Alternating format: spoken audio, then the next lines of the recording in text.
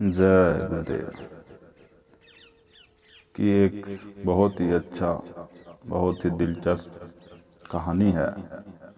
उसे आप बड़े ध्यान से सुनिएगा। जय गुरुदेव। कि यह भी रहने वाला नहीं। कि एक साधु देश में यात्रा के लिए पैदल निकला हुआ था। एक बार रात हो जाने पर वह एक गांव में आनंद नाम के व्यक्ति के दरवाजे पर रुका। आनंद ने साधु की खूब सेवा की। दूसरे दिन आनंद ने बहुत सारे उपहार देकर साधु को विदा किया। तो साधु ने आनंद के लिए प्रार्थना की कि भगवान करे तू दिनों दिन बढ़ता ही रहे और अब तुम्हारे पास खूब संपत्ति हो। तो साधु की बात सुनकर आनंद हंस पड़ा और बोला कि अरे महात्मा जी, जो है यह भी नहीं रहने वाला। साधु आनंद की ओर देखता रह गया और वहां से चला गया। 2 वर्ष बाद साधु फिर आनंद के घर गया और देखा कि सारा वैभव समाप्त हो गया है। पता चला कि आनंद अब बगल के गांव में एक जमींदार के यहाँ नौकरी करता है। तो साधु आनंद से मिलने वहां चला गया। आनंद ने अभाव में भी वहां भी साधु का बड़े इच्छा से स्वागत किया। तो झोपड़ी में फटी चटाई पर बिठाया, खाने के लिए सूखी रोटी दी। दूसरे दिन जाते समय साधु की आंखों में आंसू थे। साधु कहने लगा कि हे भगवान, ये तूने क्या किया? कि हे भगवान, तूने क्या किया? तो आनंद पुनः हंस पड़ा और बोला कि महाराज, आप क्यों दुखी हो रहे हो? तो महापुरुषों ने कहा है कि भगवान इंसान को जिस हाल में रखे, इंसान को उसका धन्यवाद करके खुश रहना चाहिए। कि भगवान इंसान को जिस हाल में रखे, इंसान को उसका धन्यवाद करके उसको खुश रहना चाहिए। समय सदा बदलता रहता और सुनो, यह भी नहीं रहने वाला। तो साधु मन ही मन सोचने लगा कि मैं तो केवल भेष से साधु हूं। सच्चा साधु तो आनंद से बोलता है कि केवल मैं भेष से साधु हूं, सच्चा साधु तो तू ही है आनंद। तो कुछ वर्ष बीत जाने के बाद साधु फिर यात्रा पर निकला और आनंद से मिला। तो देखकर हैरान रह गया कि आनंद तो अब जमींदार का जमींदार बन गया है।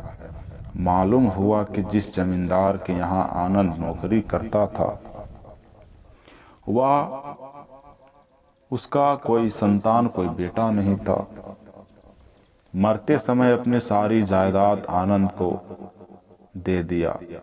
साधु ने आनंद से कहा कि अच्छा हुआ वो जमाना गुजर गया, भगवान करे अब तू ऐसा ही बना रहे।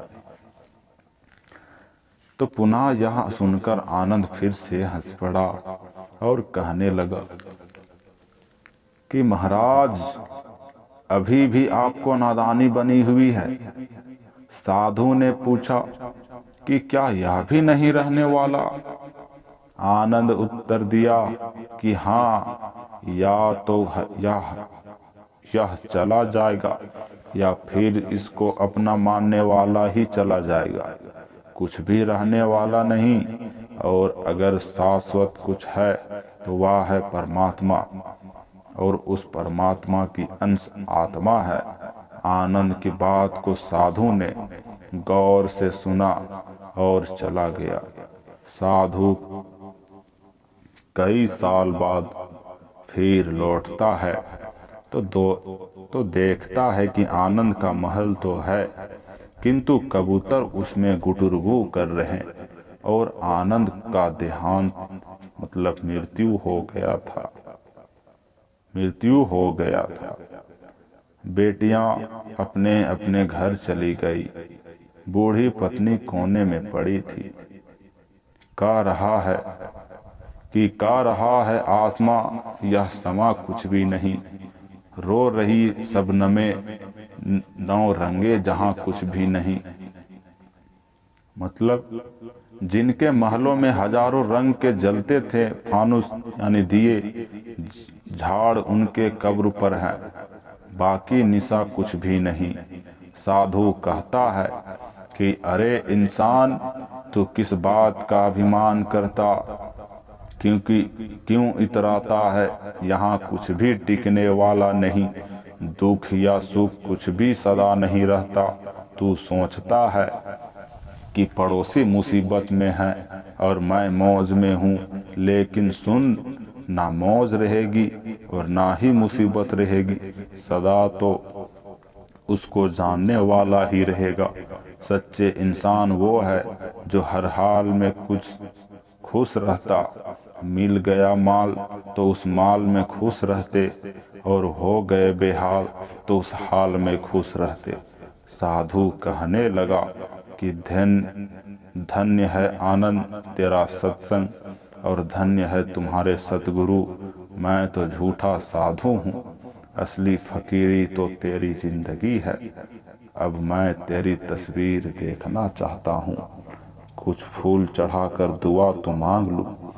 साधु दूसरे कमरे में जाता है तो देखता है कि आनंद ने अपनी तस्वीर पर लिखवा रखा है कि आखिर में यह भी नहीं रहेगा।